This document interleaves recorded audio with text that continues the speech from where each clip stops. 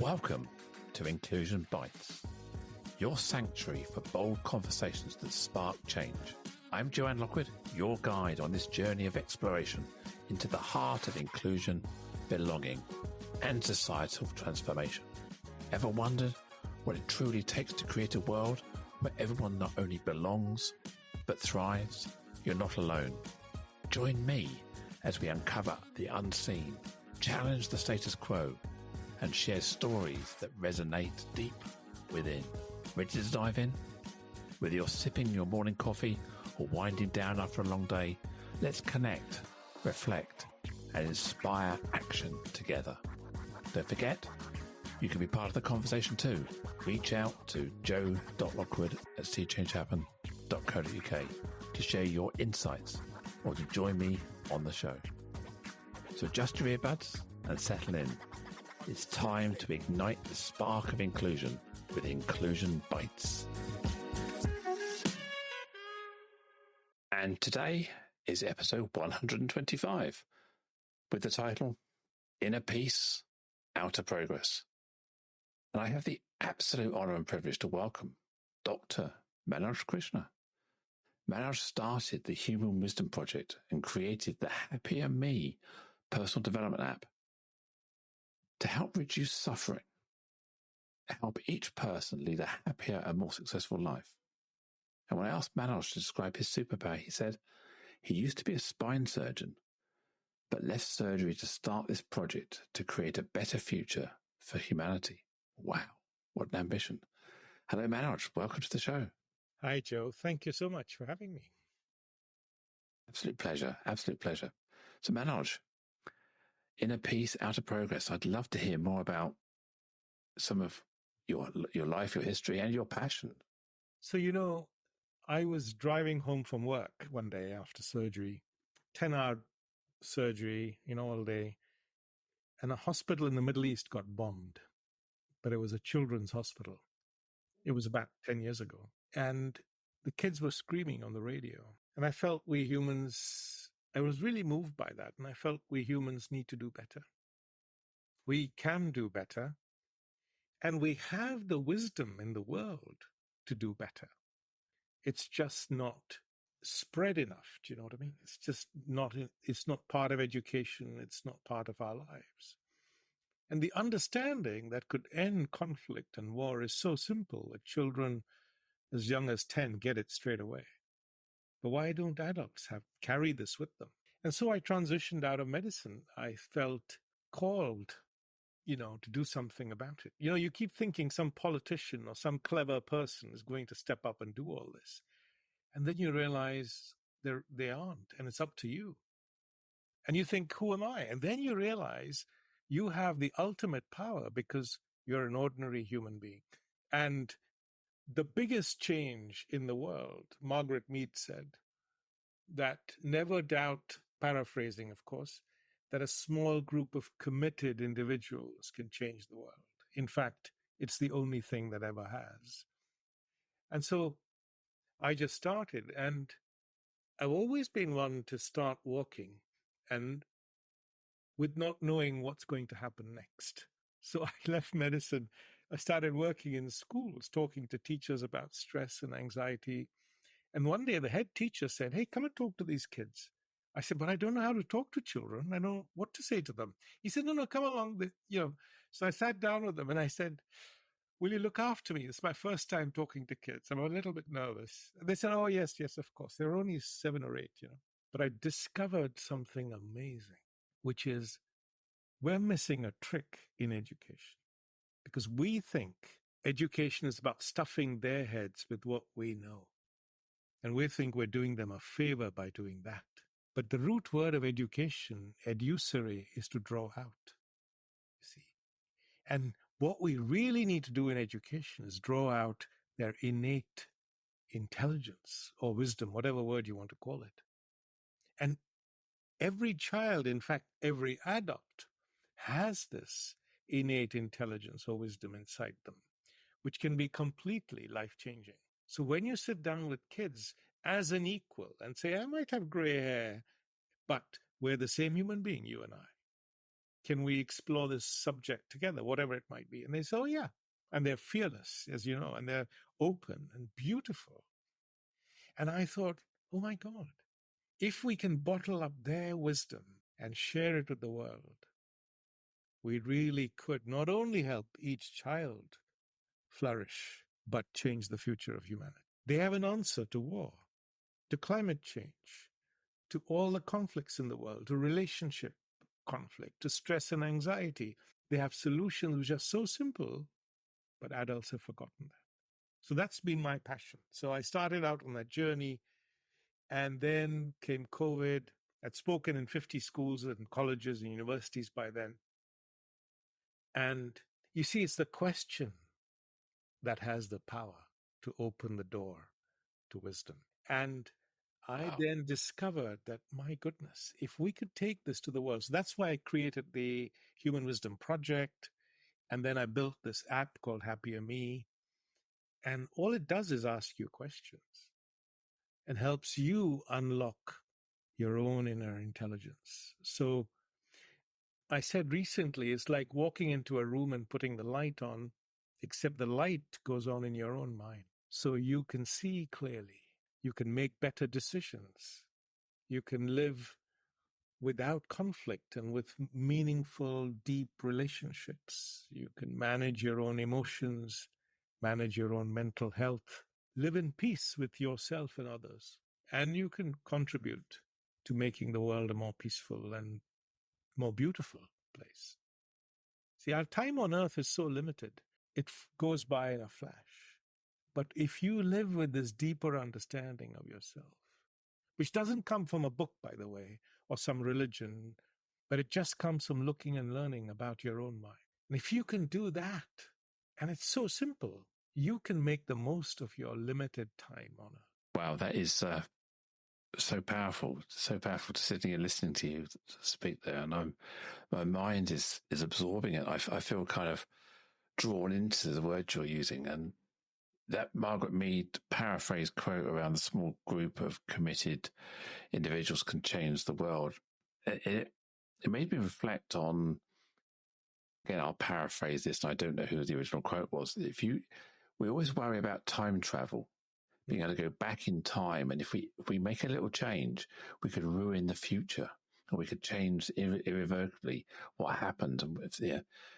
But we can make that change ourselves in the present tense. Yes. And have a lasting effect on the future that will occur, yet to occur. Yes. But we're scared to time travel back and make a little change. And we're scared to make the change today. Yes. That little change. And I always reflect on a video, I think it's Accenture produced one called Inclusion Starts with the I. And the punchline for me is always, be the one. I can't change the world. I can't change everything, but I can change me. I could change how I show up. I could change how I take responsibility. And if I can exemplify that to others, maybe they will take inspiration from that change as well. So I think that Margaret Mead quote is very insightful. And I think it's the root cause of that. We can always push it off to somebody else, but we have to take personal responsibility. And you talk to anyone about war, climate change, and say, oh, somebody else is going to have to fix that. It's beyond my pay grade. But what I hope to bring up and show in this conversation is that each of us can be this light. Find our own light, and then we can be beacons to shine in the world. And this process is simple. And each person can do it. And it can transform our life and the world. You see, the other thing people get frightened of is change. If I do this, then how will my life change? And the beauty of this approach is all you're doing is looking and learning about your own mind and your own. So you're just watching and learning. And the change happens effortlessly, you see, without conflict, without any kind of resistance. It just flows. Your relationships become happier. You become happier. And the scale of the problems, Joe, that we can address with this. I mean, just imagine if there was just one answer or one solution that could help prevent the 80% of people who are stressed, for example, avoid stress, or the 40 to 60% who are anxious, or the 80% of relationships that are in conflict and 50% breakdown. Or the 1 in 6 people who fall into addiction, substance abuse of some kind. Or listen to this one. 17% of young people are self-harming. Look at the amount of distress behind that. And then I came across one yesterday because we've got an event coming up on preventing suicide on the 29th of May. And it's a free event. But 1.7 million Americans in 2021 tried to take their own. So the extent of suffering in the world is off the scale. And this deeper understanding of ourselves and how our minds work can help us take charge of our thinking, how we feel, how we behave. And it's an answer to our own suffering. That's the beauty of it. Yeah, as a species, we've been around, not obviously since the beginning of time, but 100,000 years, I guess, in some shape or form. Why haven't we solved this problem yet? Whatever you're saying, it sounds so fundamentally straightforward. Why is change such a barrier to people? What's the psychological barrier to change that we're fighting back against? Well, everything begins with the human mind, which is very capable, but not wired to be intelligent. There's a difference. And we are never taught from day one how to understand our own mind. We're always taught about the world around us, but not ourselves. For example, we're all conditioned by our past experiences, and it shapes our opinions, our beliefs, our habits, everything. What we wear, dress, eat, what we think about other people. So I was talking at Newcastle University once, and I asked a lecturer, I said, where do your opinions come from? And why are you so attached to them? And he said, Manoj, I've been in education 30 years. Nobody's ever asked me that question. So we're not asking the right questions, you see. So shall I share a little story about how we could end war? Okay, and then I'll bring little kids. I'd love to hear it. All right. I'd love to hear it, yeah. Love to hear it. It's so simple, and of course, if you ask kids, they get it in one. I'll tell you 2 stories, and they're both true. So if, say, you're Russian and I'm Ukrainian, we're about to kill each other. We're on a war zone, or could be Palestinian, Israeli, or Indian and Pakistan. Doesn't matter where we are, Shia, Sunni. And we just stop and ask one question. Why? Why are you and I about to kill each other? I've not done anything to you, Joe, and you've done nothing to me. But yet you and I are about to kill each other. Why is that? And we know that if we kill each other, we go back home and we'll get a medal. But if we were on the same side of the line and we killed each other, we'd go to jail. It's just, you see what I mean? How human beings are capable but not intelligent, right? And the more people I kill on that side of the line, the bigger my medal will be. But on this side of the line, I'll be called a mass murderer, go to jail, people will remember me, or, and so on. See, it's the same thing, but you're taking a human life. Anyway, so we stop and ask why. Why are we killing each other? And then we realize, because you're Russian and I'm Ukrainian. Okay. Why are you Russian? Why am I Ukrainian? Oh, because we grew up in Russia and Ukraine. Okay. Is that enough to make us kill each other? Oh, no. You see, the same unconscious process of conditioning, which is our influences, have shaped your identity and have shaped without our own awareness, see? And yet we've become attached to that identity, And then as soon as you become attached to an identity, somebody else can manipulate your thinking. Whether it's a religious identity, a political one, doesn't matter what it is. Nationalistic one, like you're a Democrat, Republican, whatever, doesn't matter. The moment you and I see that deep down we're the same human being, your heart works in the same way as mine, we'll say doesn't make any sense. Why would we do that? We would just put our guns down. Whatever, if we have some differences, we'll talk about them. So when I put this question to kids, 10-year-old, and I've got this recorded on video, I said, how are we going to end war? And they said, we need to realize we're the same ice cream, just different flavors. Chocolate ice cream would never go to war with vanilla ice cream just because it was different. See? But we humans do, because we don't see that we're the same human being deep down. And if we saw that really clearly, we wouldn't kill each other. In the last century, we humans kill 200 million of our own. No other species on the world does that. And we think we're intelligent.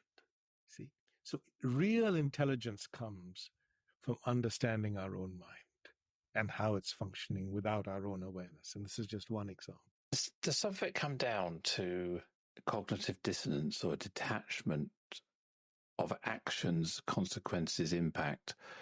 If I'm killing you, I don't kill you as a human being. I kill you as a stereotype, as a demon or a beast, or because the motivation we have is to protect what I have and to defend it against someone who wants to take what I have. You talked about identity.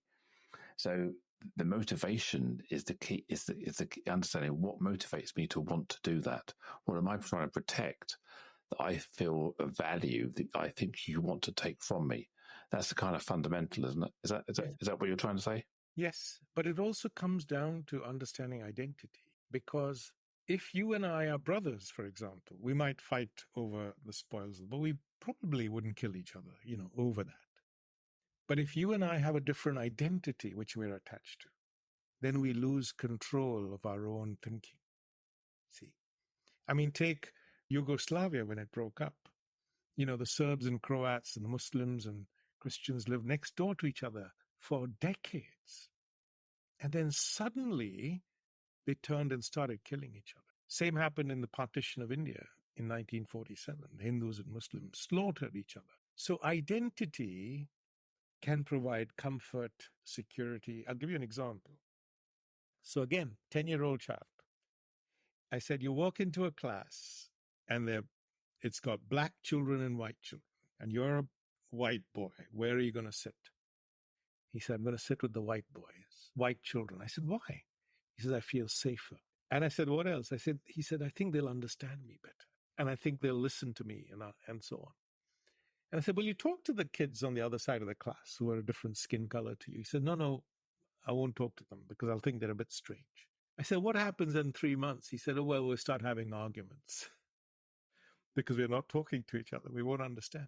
I said, what happens if you're a country? He said, we'll go to war. 10-year-olds. And I said, what's the answer? He said, we have to mix with people who are different. And how often do we do that, you see? We all want to be with people like us. But if we want peace in the world, we have to reach out and connect with others who are different. And it's just common sense. See? That sounds fundamentally we're lazy. Because affinity bias and people like us, people like me, it's easier, as you say, to have a conversation, to relate to each other. If you're trying to interact with people who have a different lived experience, a different perspective, a different identity, it takes more cognitive processing to have conversations and to understand that other person's viewpoint. Yes. So does it come down to laziness and our innate sense of just keeping the status quo? That's the challenge here. I don't want to invest time in finding out about you, because I also don't think you want to invest time finding about me. Therefore, I'll just talk to my like-minded people. Is that what's going on? Well, we're not curious anymore, you see, Joe. We are as children, but our education system does two things. It kills our love for learning, and it kills our curiosity. So when you're a child, you're really curious about everything. You're curious about other people you meet, and you want to know. But as adults, that's suddenly been gradually taken out of us. So when I meet someone who's different, I meet that person with fear, lack of interest. But actually, if you think about it, if I'm curious, there's so much I can learn from you. Everything that you're different about, it's an opportunity for me to learn, to enrich my life with that. The books you read, the poetry, the food you eat, or whatever it is you're thinking. We've lost that curiosity. So our mind is wired in a particular way. And the way it's wired right now is creating all these problems. So every problem we humans face, for which there's no easy answer, begins in our thinking, and all the problems we talked about earlier.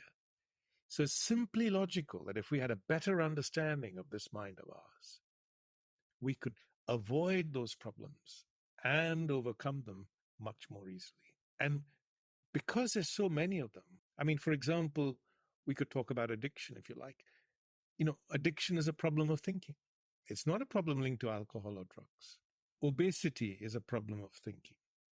It's not linked to food because we know what we need to do, but we find it difficult to self-regulate our emotions and therefore our habits around food, drink, all that stuff. So if you begin this journey of just looking and learning about your own, it awakens your own inner intelligence. And you don't need to be educated for that, by the way. In fact, the more educated you are, the more clever arguments you have why, you're okay as you are and you're not interested in learning. But I believe if we could bring this to every child and adult in the world, we could help them flourish in life, live in peace. After all, happiness is peace, you see. If you ask anybody, what do you want from your life? They say, I want to be happy. And happiness is really at the core of it is living with peace. Because all our pleasures, as you know, fade. You have a new car, next week it's an old car. You go on holiday, as soon as you come back, it's finished, and so on. But peace is the thing that each human being wants. And no matter how much wealth and power and fame you accumulate, peace is the one thing that's missing in most human hearts. And this understanding of ourselves can bring us that elusive peace that we chase all our lives. And if I live in peace with myself, then I can live in peace with you. And then we can have peace in the world. Use the word elusive there, in search of peace. Is the challenge we have is we're not able to set a bound or a definition of what happiness and peace means to us. So I found more joy by thinking about sufficiency. Whereas in my life where I was looking for acquisition, for growth, for more, for bigger, for faster and newer, that was like a drug that I chased, and you could never be satisfied because it's always one more. It's like dreaming about winning the lottery. You think, well, if I won £10 million, is that really enough? I really need 20 million to have the life I want. So we always tend to want this plus one or plus 100, plus a million. And it's trying to rein that back to move that elusiveness of happiness to one of sufficiency and satisfaction with what we have now or realistically can achieve without wanting more. And I think, listen to what you're talking about there, is the conflicts. It's often about acquisition of more. I want your territory. I want you to do what I want. And if I was sufficient in my mind thinking, I'm happy for you to be you and be who you are, I don't need you to be me or I to be you. Yes. And I think it's that's the thing we're chasing is gluttony, for want of a better way of describing it. But you see, the way our mind is wired is automatically driving us in that direction. So without understanding this hidden driver in our mind that's pushing us in that direction, you can try and stop it. Somebody might listen to me or you and say, no, tomorrow I'm going to try and be content with what I have.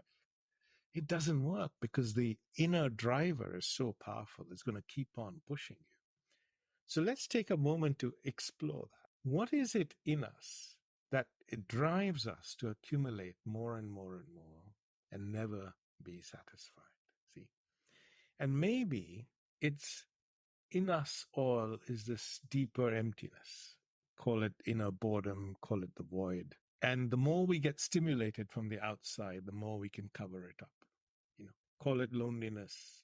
So, but the nature of pleasure is such that I get a new car, it's an old car. New shirt, it's an old shirt. So I need a new one, you see? So I'm constantly chasing something on the outside to make me feel good on the inside. But if we pause and ask, why don't I feel good on the inside? What's going on? Because if I could answer that question and find the peace within me, right? Then I don't need to chase all this stuff on the outside. Then I'll get what I need. I don't, whatever it is I need. And the answer to that is first to wake up and realize this inner emptiness that we all have as human beings. We cover it up very cleverly, through all our acquisitions and relationships and power and all of that. But the emptiness never goes away. So the answer is to lean into it, is to stay with it, and then it transforms to peace. But we are scared of doing it. So shall I tell you a story with children? Again, I love children and they're intelligent. So I'm talking to these kids and I said, okay, what makes you happy? And they said, Christmas presents, holidays, ice cream. So I said, how long does the pleasure last? I said, not long, as soon as you open the Christmas present. And I said, how do you feel after the pleasure ends? And then a little bit of a pause. And then they say, I feel bored, empty, and restless. I said, what do you need to do next?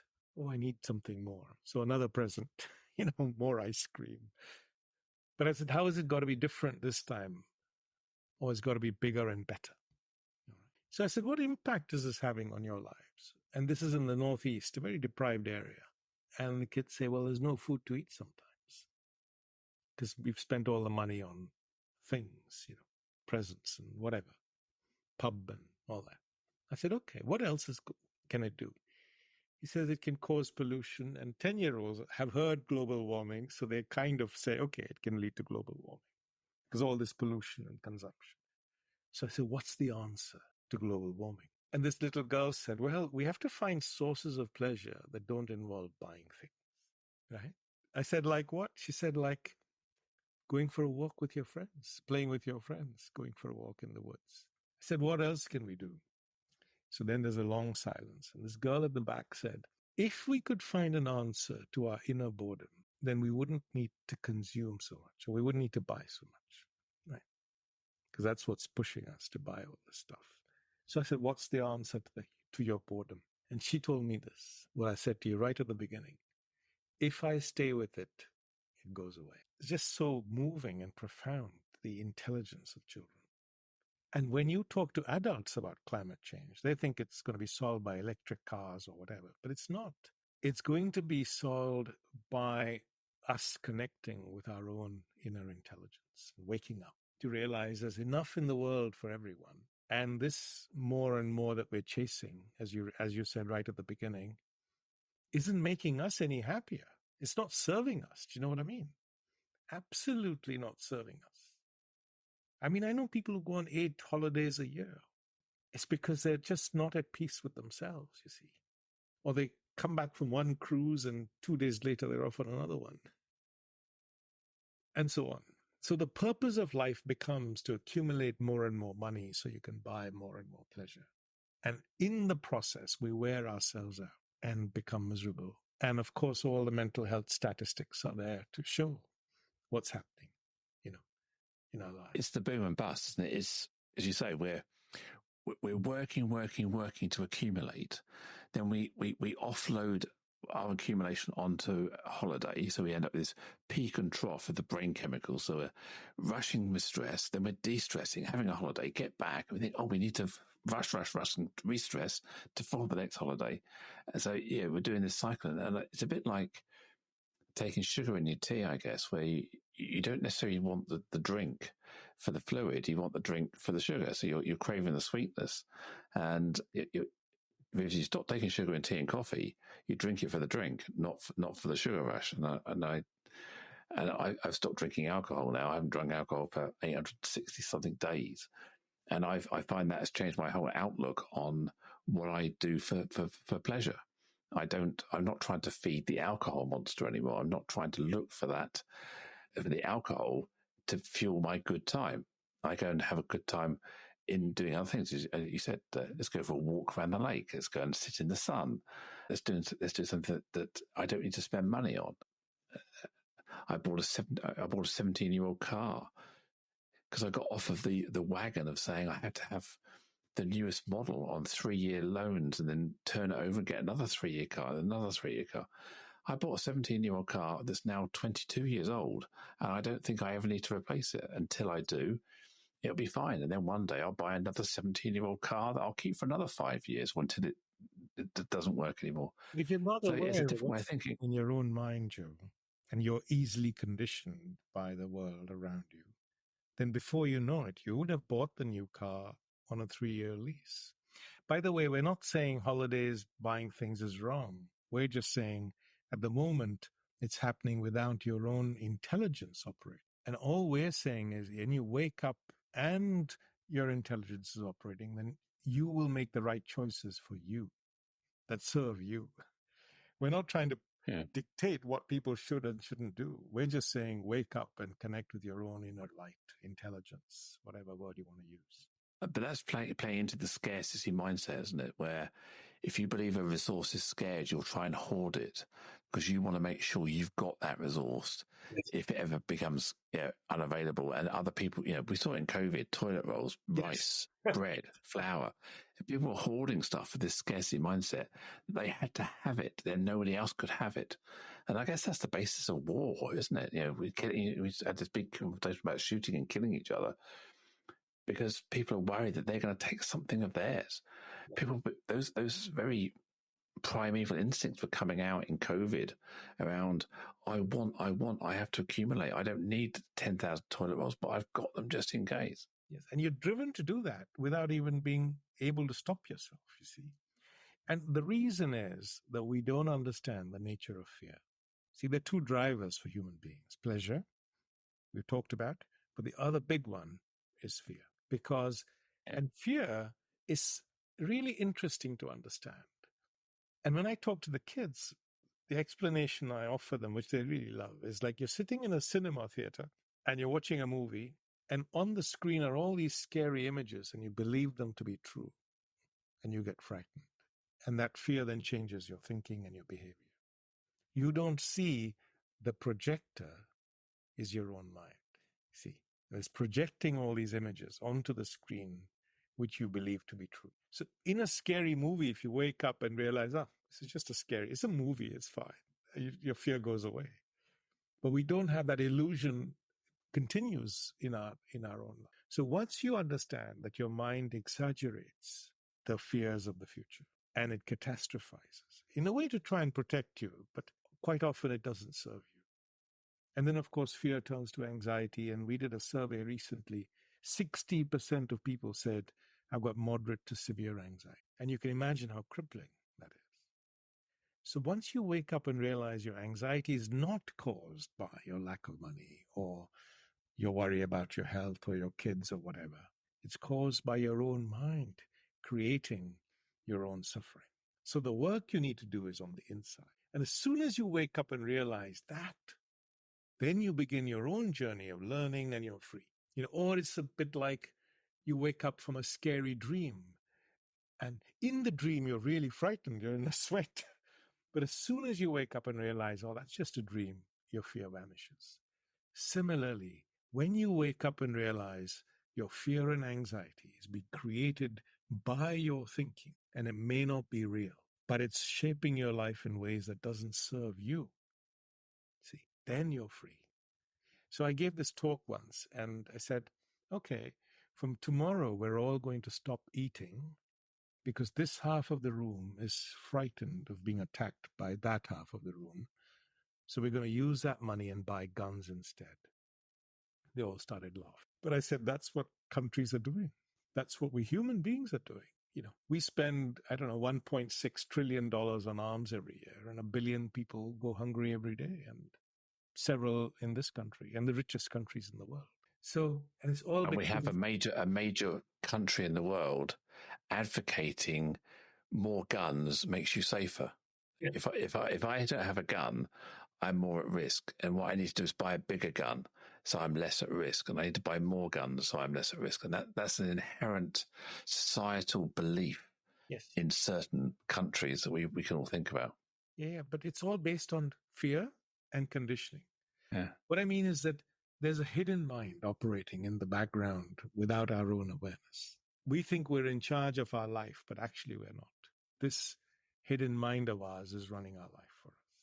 And when we wake up and can see clearly what it's doing, putting the light on, shining a light inside, we can then be in charge of our own life and make more intelligent choices for ourselves. So we can live in peace with ourselves, with others, be happier, have relationships with meaning, depth, without conflict. Do you know 60% of people in the world feel lonely? 30% of them are in relationships. And this is because we haven't learned the art of relationship. Or we think love is what you are going to help me, make me feel. Do you know what I mean? So if you make me feel good, I'll say I love you and I'll do things for you. But the moment you stop making me feel good, Joe, I stop loving you. I say I don't love you anymore. And I genuinely my brain convinces me I'm loving you, but actually I don't see. I'm just loving me. Do you see what I mean? So it's a codependency thing, isn't it? Where we're trying to secure ourselves by the word love creates a commitment and an ownership, maybe. And I need you to make me feel good, sort of thing. So therefore, I use those words. But I see what you're saying there. It's creating that codependency and commitment. Because if two people are doing that, I'm looking to you to get my needs met. You're looking to me. And if, by any chance we do that, then of course we have a happy relationship. But if we're not aware of this process in the background, then you can easily see how conflict happens. And our loneliness comes not because we don't have people in our lives, but because we don't have depth of connection with them. So I was talking to these kids in a university. I was talking about loneliness. And this boy said, I don't know how to have a deeper relationship with anyone. I've never been taught. Nobody's ever told me how to do that. So this is what my passion is, to bring this understanding of understanding our own mind into education. So we can have relationships with meaning, depth, so our lives can be richer overall, right?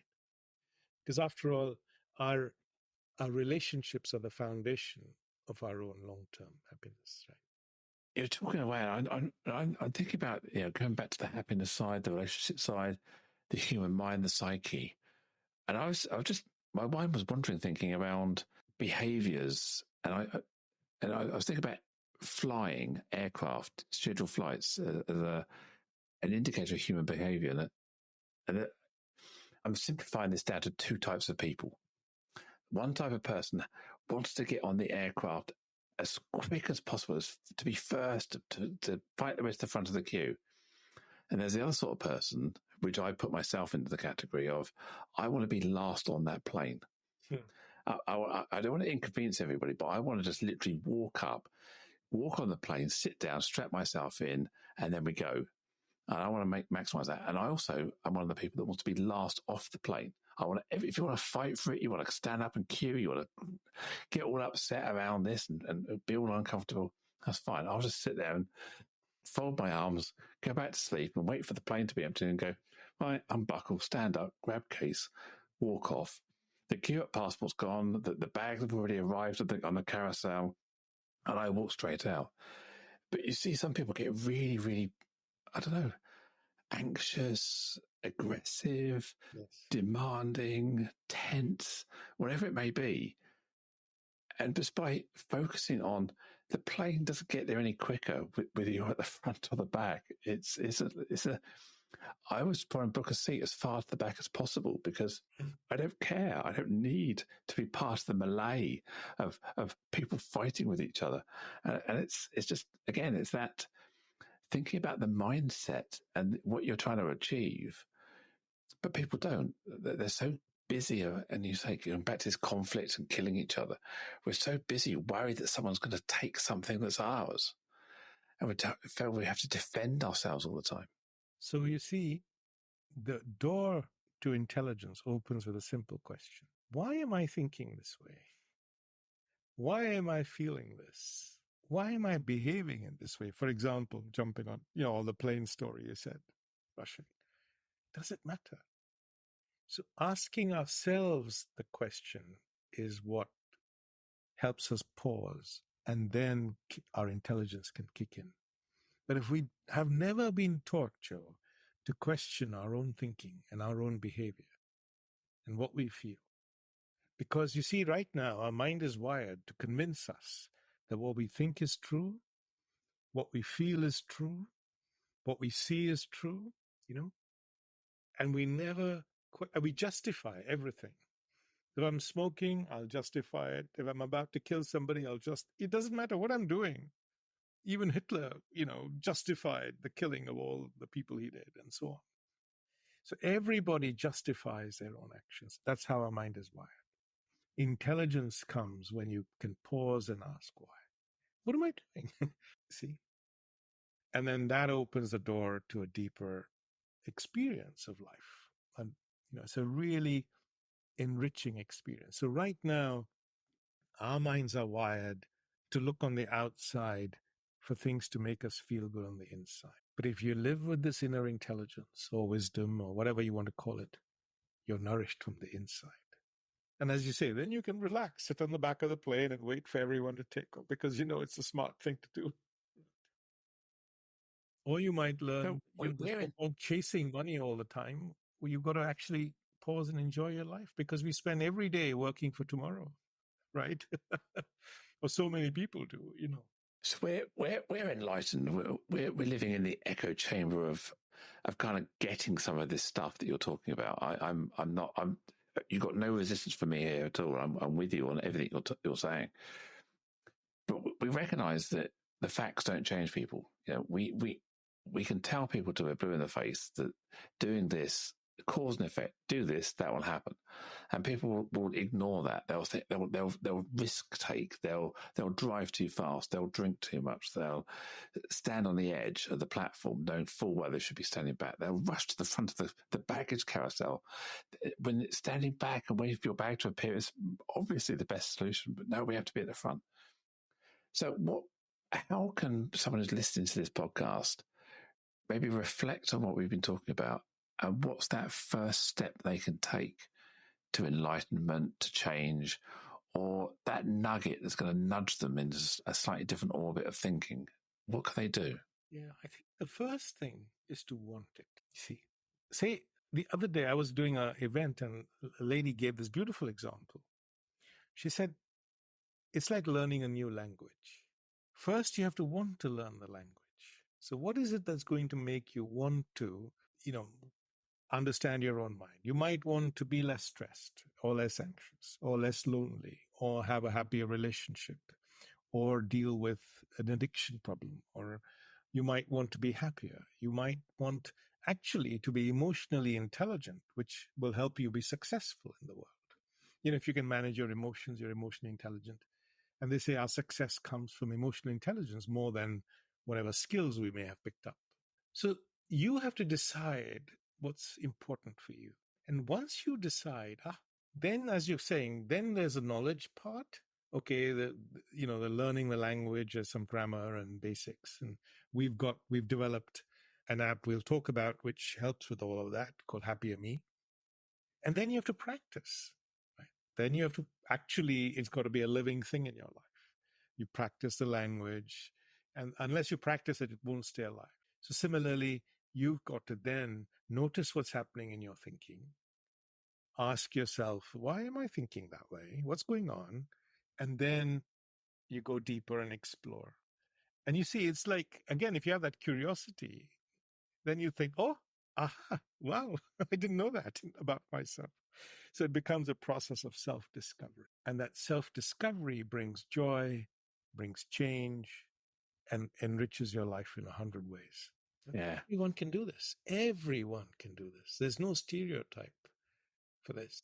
It's as you say, it's the fundamental is the epiphany, the wake up, the thing that's going to nudge you, the drive to change. But the reality is most people will never ever find that drive, and the ones who do are halfway on the road to enlightenment anyway. So it's there'd be people listening to this podcast going, what are they on about? What are they on about? Why do I need to do this? I'm perfectly fine. I'm perfectly happy. It's what's the trigger? How do we we want to try and find something within us that are going to go, aha, okay, now I get it. What's that thing that's going to trigger me? I've just been writing a blog, Joe, on the 5 barriers to overcoming stress. Okay. Number 1 is I may not even know I'm stressed. By the way, when I use the word stress, it could easily be anxiety or conflict. It doesn't matter what it is. Right? So firstly, I may not be aware that this is what's happening to me. Secondly, I may think, oh, I'm bigger than that. I'm a man or whatever. I never get stressed. I have a perfect relationship. So you're in denial, basically. You're just not aware. Or it could be that you just don't think it's possible to be anything other than how you are. You don't think it's possible to not be stressed. Or you don't think it's possible to not be anxious or have a happier relationship. See, because you've just grown up thinking that's the norm. Or then you might think, well, it's somebody else's bloody fault.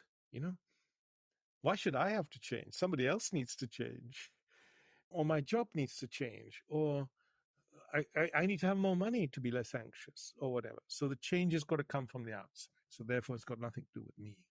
And even if they listen to us and said, okay, I agree, I need to change, they don't know how to, or they're frightened of looking at themselves. So there are a few barriers, but each of them can be overcome quite simply, I think. And we've created a toolkit to help people do that if they're really interested. Okay, yeah, that's interesting. I think what I'm kind of hearing is that there's an external factor that's going to cause that trigger. Yes. So, as you say, a burnout, an illness, being made redundant, car crash, something that's going to hit you in your life that's going to jolt you involuntarily out of your orbit for it long enough for you to see a different path. If it's a minor bump, you probably won't. But if it's a significant bump, and that's the challenge we face, is we need something really, really fundamentally knocking on our door to make us wake up and go and reevaluate. And I mean, I've been through this. I've been through something that knocked my life several lanes to the left. And I know people who have had a very similar wake-up call for various reasons, which has provoked life-changing thinking and activity. But most of us who would benefit from this will wait until that point in their life where they just keep heading, they're arriving at 60 miles an hour towards a brick wall, and it's only the brick wall that's going to make them stop, not their power on the brake pedal.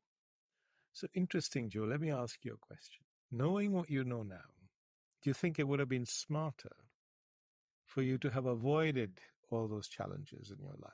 Right. So someone listening to this conversation, I'll ask them, do you think you're intelligent? Do you think you're smart? Everyone says yes. If you are, you're a thinking person. You've got a beautiful brain, the most capable in the universe. Use it to reflect on your own life. Why wait for disaster, trauma, self-harm, all of that stuff? You can change your life today. Just take the first simple step of looking and learning, asking why. What's going on? Just be curious. See? You don't want to be in a car crash in your life, metaphorically or literally. You want to avoid car crashes in your life, right? So many people end up with burnout, depression. And if I said 70% of the people in the world are going to burn out, and you're in the 30%, if you're really smart, you won't wait till it happens. You'll say, right, I'm going to make sure I don't burn out. I'm going to find out what's going on. If I learn, I'm getting married, and I learn 50% of marriages end in divorce, I'm not going to sleepwalk into that. I'm going to wake up and do something about it. So I'm not that statistic. And of course, the wisdom is there if you want. Or if I wake up and realize 60% of people are anxious in the world, and then someone comes along and says, you don't have to be. Something can be done about it. So we have that capacity for intelligence. It's just we need to wake up, realize it's possible to change, and see it's not that difficult. Children as young as 10 get it like that. See? Yeah, even though I know what I know, I'm still not convinced that I will take preemptive enough action without something becoming a problem next time. So I've gone through a period of change. I've gone through a period of reflection. I've gone through a period where I completely relate to what you're saying but I can foresee myself being in another plateau well, again, I'm blissfully unaware until something else happens to cause me to reset again. So it's almost like a step tooth waveform where I'm plateauing, staying steady, plateauing, staying steady, and going from this like the sequence of epiphanies. Yes, it's a Hopefully beautiful in saying, time, isn't it? maybe I'm more. That, problems will be repeated until the lessons are learned. you know. Yeah, So, yeah, but it's of course it's but up I'm to probably you. more open. Yes. I'm more open to be aware sooner. So the resistance to change will it likely be less than it ever was. And every time that I'm realizing that change is necessary, I'm more willing to embrace it. But there's still a lag on that curve, isn't there? There's still going to be a slight delay while I reevaluate, reincorporate, and then adapt. And I guess what we're trying to do here is we're trying to minimize that curve of acknowledgement, Yes. to take action. Think about why people learn another language. There's no pain point they're trying to solve. They're doing something for the love of it because they want to get something out of it. So similarly, learn about the most important person in your life, you. Learn about how to be at peace and happy, which is the number one thing you're chasing in your life. Learn not to waste your life so that you don't want to be, on your deathbed and think, oh my God, I just wasted my life with suffering when I could have lived with joy. I could have had really happier relationships. So why didn't I? What happened? So here is the jewel of understanding. It doesn't come from a book or religion. Don't worry. Nobody's telling you what to do. But here is a jewel that can completely transform your life and make it richer, more beautiful. Why would you not look at that and just be curious? You don't have to believe anything anyone's saying, least of all me, but you could just be curious. Maybe there's something there. Let me have a look. There's no harm done looking. See what I mean? That way. Yeah, and I think circling right back to something you said right at the beginning, education or educate derives from, was it the Greek or the Latin? To draw out. Yeah. To draw out. Yes. And I think that's the key here, is trying to draw out what we think and feel ourselves, expose that, draw out of others of what they're thinking and feeling, and then be able to make better decisions that don't involve conflict or gluttony, I guess. Yes, all of that. And my passion is that this subject of learning about yourself, call it what you like, self-understanding, should become part of education. So as much a part of the curriculum as maths and science, because it could save us from all that conflict and suffering, number one. It could help everyone live in peace, no matter what you're doing in society. You're the barista in the coffee shop, you're cleaning the streets, you're the prime minister, doesn't matter. You live a rich, fulfilled life on the inside. Your inner life is rich. And we could create together a better future for our children and for humanity as a whole. And it's not that far off, you see. We have all this wisdom in our hands to make this a reality today. Manoj, thank you. This has been fascinating. I've really enjoyed diving into this with you. How can our listeners get hold of you? How can you start more conversations? So people can find me on LinkedIn, Manoj Krishna. You can visit our website. It's happierme, one word, .app. You can download the Happier Me app from all the stores and begin a conversation. Reach out. It's Manoj at happierme.app is my email. If this resonates and you'd like to be part of our mission to help reduce suffering, to help people lead happier and more successful lives, and to create a better future for our children and for humanity, then get in touch. I think we have it just found the app to do something really beautiful in the world and leave a legacy for our children who look back at our generation and think, okay, they messed it up, but then, okay, they try to do something about it, or at least equip the next generation with the wisdom to be able to address these challenges we face. Yeah, as I've just found the app on Apple, and yeah, I'm going to take a look at that. It's a free trial. It's no obligation to buy or anything. Yeah. Go ahead and have a look. Yeah. Yeah. Well, thank you so much. It's been a fabulous conversation. I've really enjoyed it. And good luck with the app and good luck with spreading happier me to everybody in the world. Joe, it's been my pleasure. Thank you so much. As we bring this conversation to a close, I want to express my deepest gratitude to you, our listener, for lending your ear and heart to the cause of inclusion. If today's discussion struck a chord, consider subscribing to Inclusion Bites and become part of our ever-growing community, driving real change. Share this journey with friends, family, and colleagues. Let's amplify the voices that matter. Got thoughts, stories, or a vision to share? I'm all ears. Reach out to joe.lockwood@seechangehappen.co.uk and let's make your voice heard. Until next time, this is Joanne Lockwood, signing off with a promise to return with more enriching narratives that challenge, inspire, and unite us all. Here's to fostering a more inclusive world, one episode at a time. Catch you on the next bite.